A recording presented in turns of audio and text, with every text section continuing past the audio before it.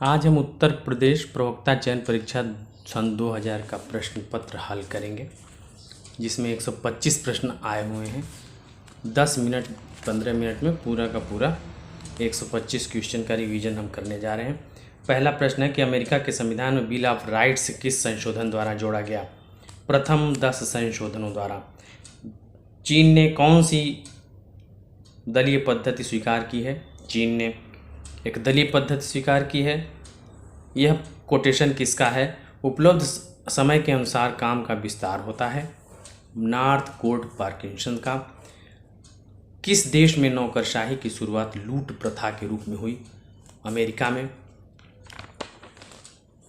किस संविधान द्वारा क्या सुनिश्चित किया जाता है?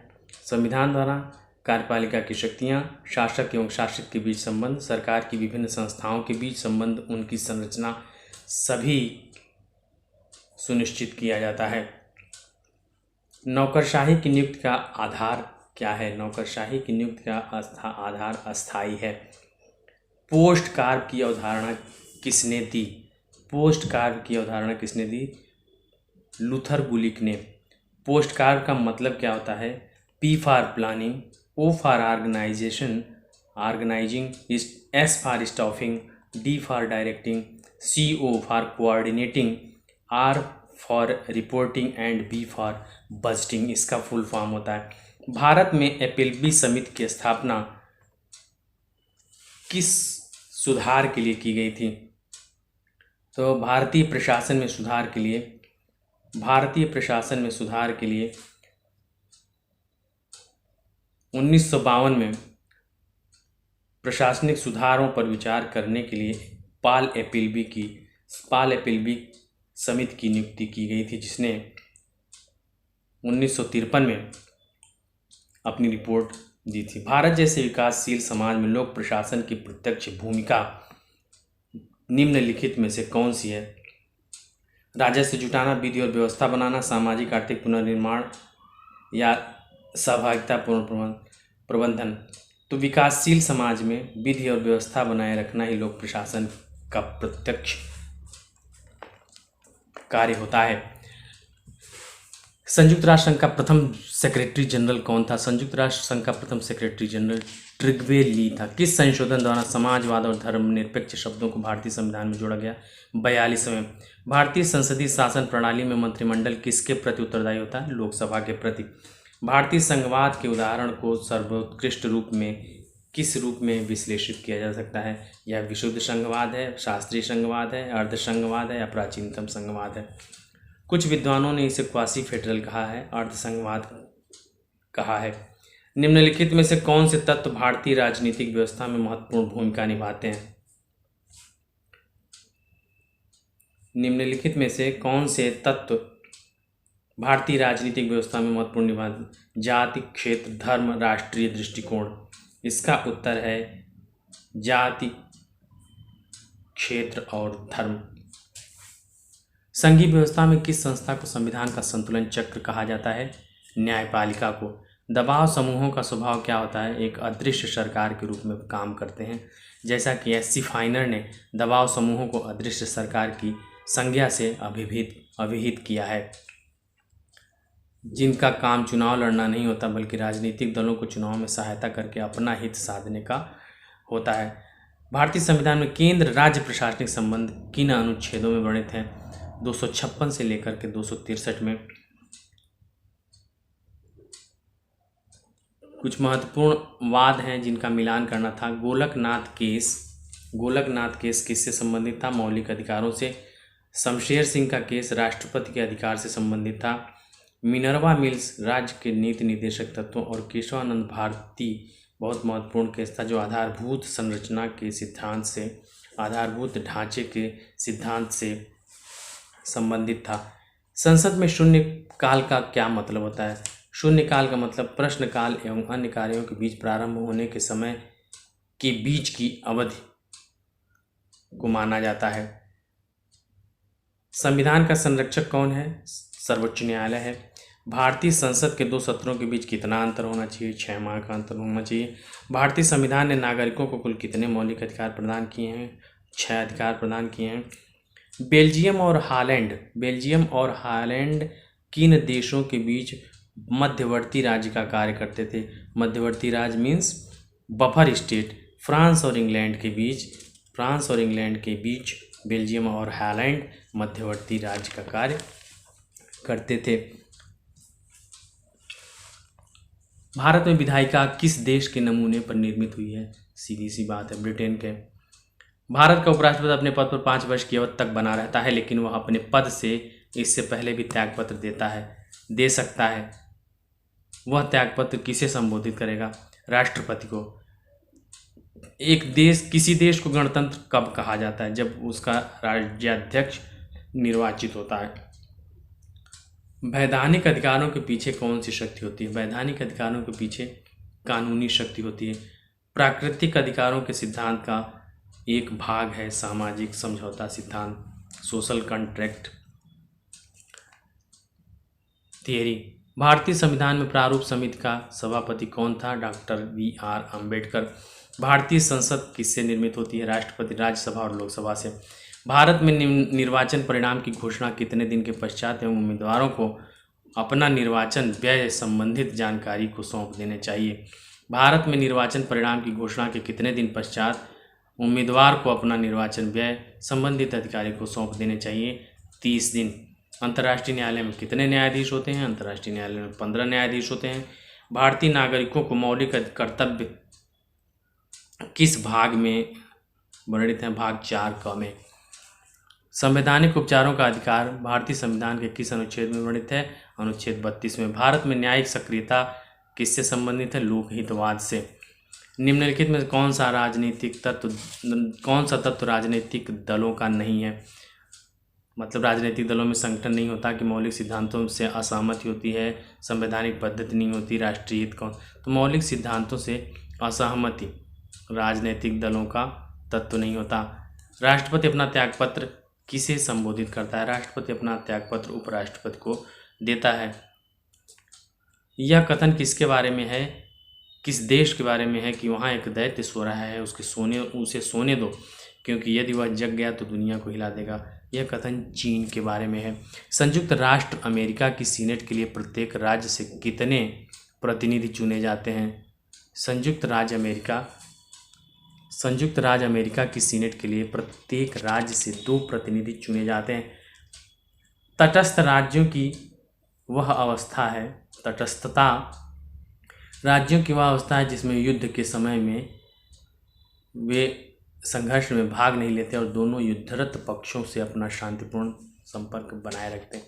यह कोटेशन किसका है? यह कथन किसका है? यह कथन लॉरेंस महोदय का है। असंलग्न राष्ट्रों का प्रथम सम्मेलन कहाँ हुआ था? यूगोस्लाविया की राजधानी बेलग्रेड में हुआ था। सितंबर 1961 में बेलग्रेड में गुटनिरपेक्ष देशों का प्रथम शिखर सम्मेलन राष्ट्रपति टीटो के सुझाव पर आमंत्रित किया गया था। सन 1967 में जब आसियान संगठन बना तब उसका उद्देश्य क्या था? उसका उद्देश्य सदस्य राष्ट्रों के मध्य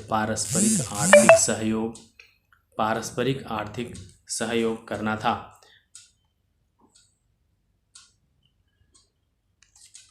एक प्रश्न आया था, संयुक्त राष्ट्र संघ की सामान्य सभा के सेक्रेटरी जनरल कौन है? ये प्रश्न पुराना है इसलिए आज की दृष्टि से अप्रासंगिक है, लेकिन फिर भी उस समय कोफी अन्नान हुआ करते थे। संयुक्त राष्ट्र की स्थापना किस वर्ष की गई? राष्ट्र संघ की स्थापना किस वर्ष की गई? 1920 में वर्साय की संधि के परिणाम स्वरूप। कौन सा देश संयुक्त राष्ट्र की सुरक्षा परिषद का अस्थायी सदस्य नहीं है? भारत, अमेरिका, सोवियत संघ, ब्रिटेन। इसमें उत्तर भारत होगा, क्योंकि 5 जो महाशक्तियां हैं वही संयुक्त राष्ट्र की सुरक्षा परिषद की अस्थायी सदस्य हैं। भारतीय विदेश नीति किस पर आधारित है? भारतीय विदेश नीति असंलग्नता पर आधारित है। OM किससे संबंधित? संगठन और पद्धति से संबंधित है। 1968 का मिन्नोब्रुक सम्मेलन किससे संबंधित है? बहुत ही महत्वपूर्ण प्रश्न है। ये नवीन लोक प्रशासन से संबंधित है। मिन्नोब्रुक सम्मेलन नवीन लोक प्रशासन से संबंधित है। प्रत्यक्ष निर्वाचन का क्या अभिप्राय होता है? प्रत्यक्ष निर्वाचन का अभिप्राय होता है जब प्रतिनिधि जनता द्वारा स्वयं निर्वाचित किए जाएं। कुछ रिक्तियों को भरने के लिए किए गए निर्वाचन को किस प्रकार की संज्ञा दी जा सकती है, किस प्रकार की संज्ञा दी जाती है? तो ये उपचुनाव होता है। किसने कहा कि अस्पृश्यता हिंदू समाज पर एक कलंक है? महामोहन दास करमचंद गांधी। नेहरू किसके समर्थक थे? पूंजीवाद के, साम्यवाद के, अराजकतावाद के या गणतांत्रिक समाजवाद के? नेहरू गणतांत्रिक समाजवाद के समर्थक थे। ग्लिम्पसेज ऑफ वर्ल्ड हिस्ट्री किसने लिखी? पंडित जवाहरलाल नेहरू ने। संपूर्ण क्रांति का नारा किसने दिया? संपूर्ण क्रांति का नारा जयप्रकाश नारायण द्वारा दिया गया। 1932 के पूना पैक्ट में कौन संबंधित था? महात्मा गांधी और बी आर अम्बेडकर के मध्य हुआ था। गांधी ने 1930 से 32 के मध्य हुए गोलमेज सम्मेलनों में किस में भाग लिया था? तो गांधी जी द्वारा द्वितीय गोलमेज सम्मेलन में भाग लिया गया था।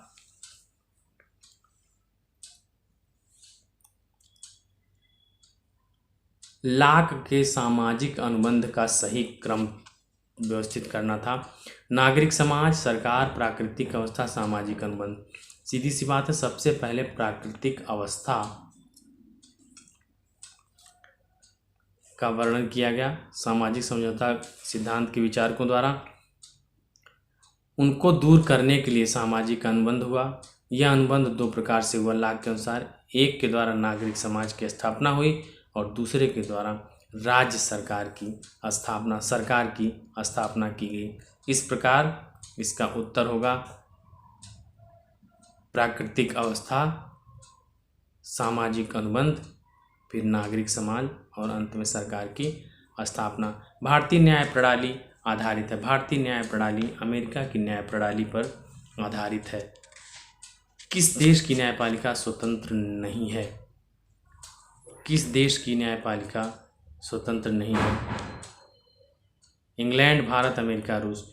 सोवियत संघ में न्यायाधीश साम्यवादी दल एवं उसकी विचारधारा के साथ बंधे हुए हैं, इसलिए उन्हें स्वतंत्र नहीं कहा जा सकता। सामूहिक उत्तरदायित्व की विशेषता किस शासन पद्धति में पाई जाती है? संसदीय शासन प्रणाली में।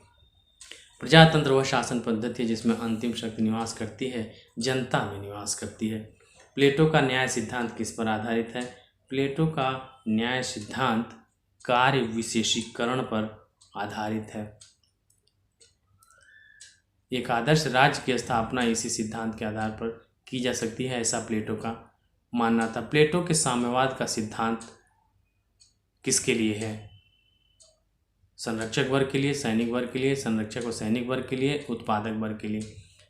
नहीं, इसमें प्लेटो द्वारा प्रतिपादित साम्यवादी व्यवस्था का संबंध केवल संरक्षक वर्ग और सैनिक वर्ग एवं शासक वर्ग के लिए है।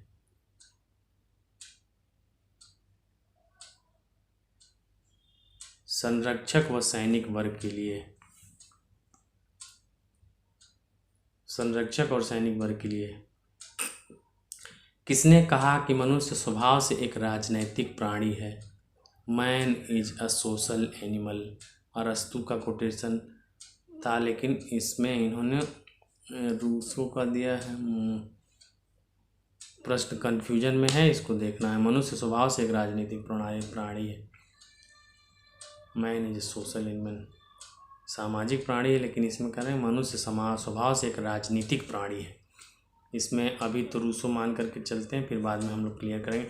हाब्स के सामाजिक समझौते में शासक एक पक्ष नहीं है, शासक पक्ष है। शासक एक बहुत सक्रिय पक्ष है, शासक एक सक्रिय पक्ष नहीं है। नहीं, इसमें शासक एक पक्ष नहीं है। क्यों? क्योंकि व्यक्तियों के मध्य संपन्न होने से संप्रभु इसमें सम्मिलित नहीं है। जैसा कि एप्स्टाइन ने लिखा है कि हाब्स का सामाजिक समझौता प्रजाजनों के बीच हुआ है, संप्रभु समझौते का भागीदार नहीं है, वह केवल उसकी उत्पत्ति है। लाक ने किस चीज़ का समर्थन किया? लाक ने शानदार क्रांति का समर्थन किया, शासक की निरंकुशता का, निरंकुश संप्रभुता का या व्यक्ति का। लाक को व्यक्तिवादी विचारक माना जाता है। सन 1668 में इंग्लैंड में जो रक्तहीन क्रांति हुई थी, इस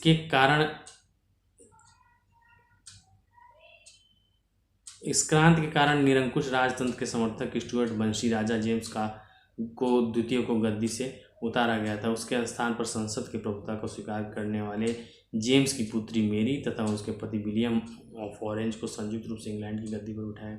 इस परिवर्तन को शानदार क्रांति, ग्लोरियस रिवॉल्यूशन के नाम से जाना जाता है और लॉक ने इसका समर्थन किया था। लॉक द्वारा इसका समर्थन किया गया था। मनुष्य स्वतंत्र जन्म लेता है लेकिन प्रत्येक जगह बंधनों से जकड़ा हुआ है। बहुत ही महत्वपूर्ण कोटेशन है रूस का, अक्सर पूछा जाता है। प्रतिनिधि सरकार नामक पुस्तक किसने लिखी? Representative government. रिप्रेजेंटेटिव गवर्नमेंट ये J.S. मिल की रचना है, बहुत महत्वपूर्ण रचना है।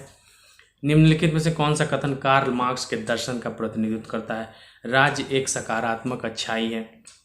राज्य एक सकारात्मक अच्छाई, राज्य पृथ्वी पर ईश्वर का अवतरण है, राज्य शोषण का एक साधन है, राज्य एक आवश्यक बुराई है। कार्ल मार्क्स का मानना था कि राज्य एक शोषण का एक साधन है। सर्वहारा की तानाशाही मार्क्स के सिद्धांत का सार है। यह किसने कहा?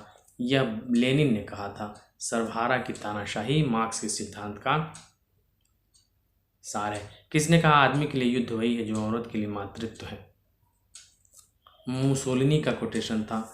मुसोलिनी का कोटेशन था कि आदमी के लिए युद्ध वही है जो औरत के लिए मातृत्व है। आदर्शवाद है राज्य का समर्थक। आदर्शवादी राज्य का समर्थन करते हैं, राज्य के विरोधी हैं।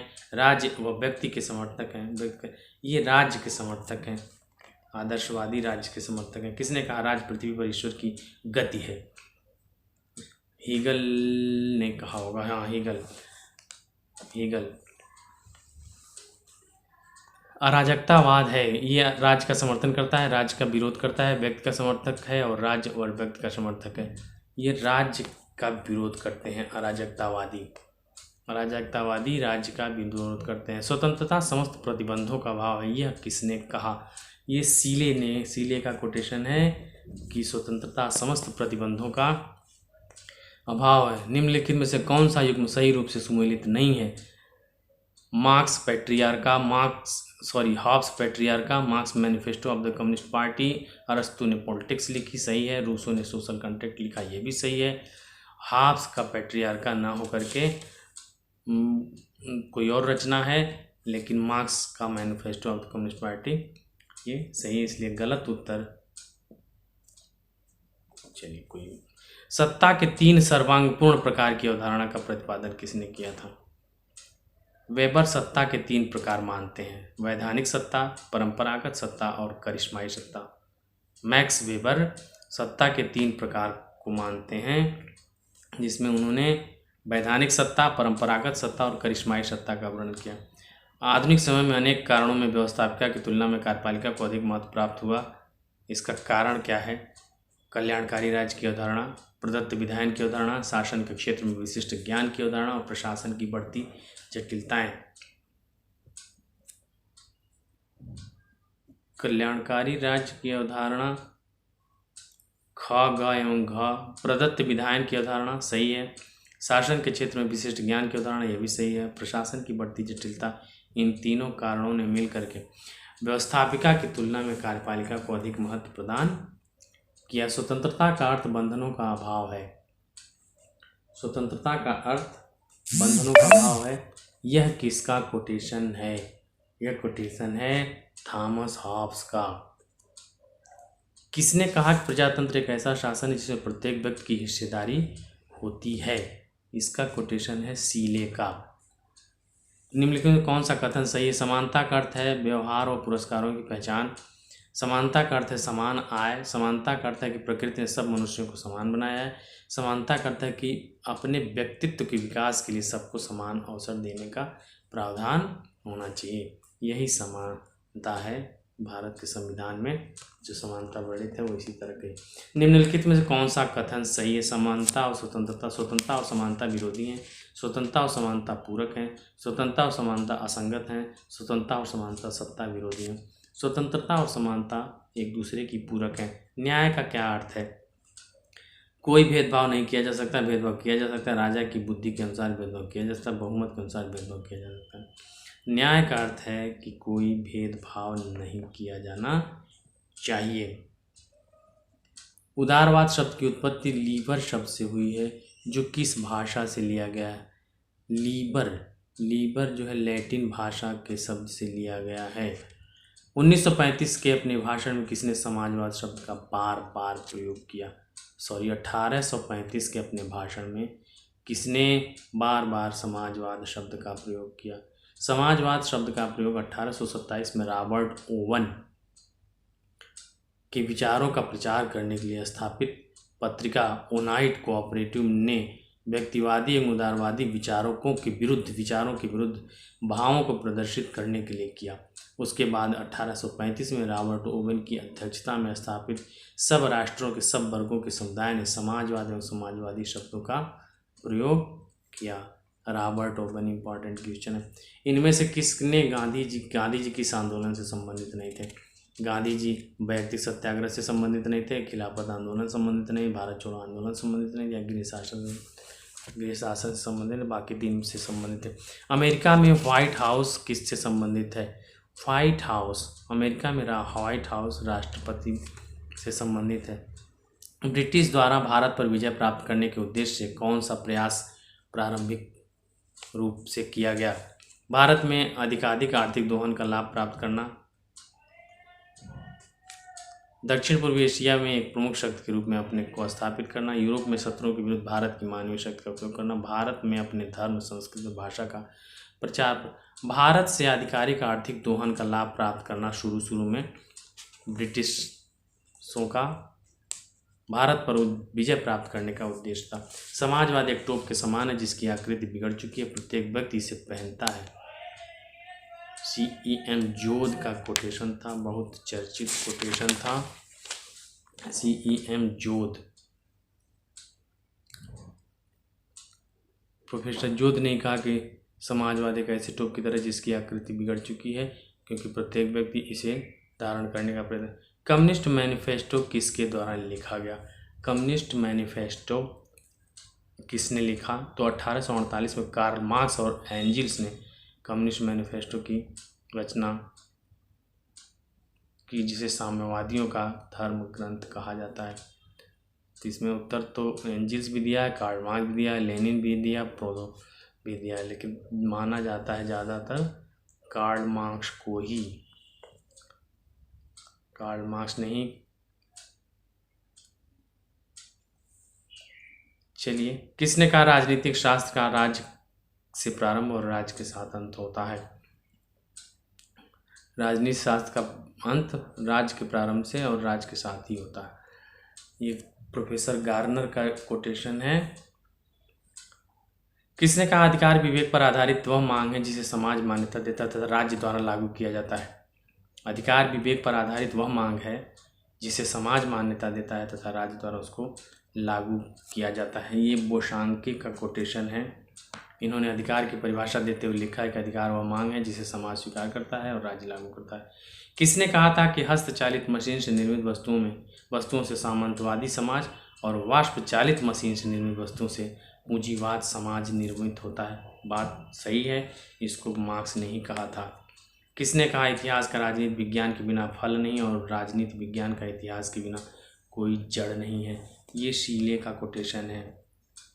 किसने कहा इतिहास का राजनीति विज्ञान के बिना फल नहीं तथा राजनीति विज्ञान के इतिहास के बिना जड़ नहीं है? किसने कहा राज्य का आधार शक्ति नहीं इच्छा है? Rousseau no, TH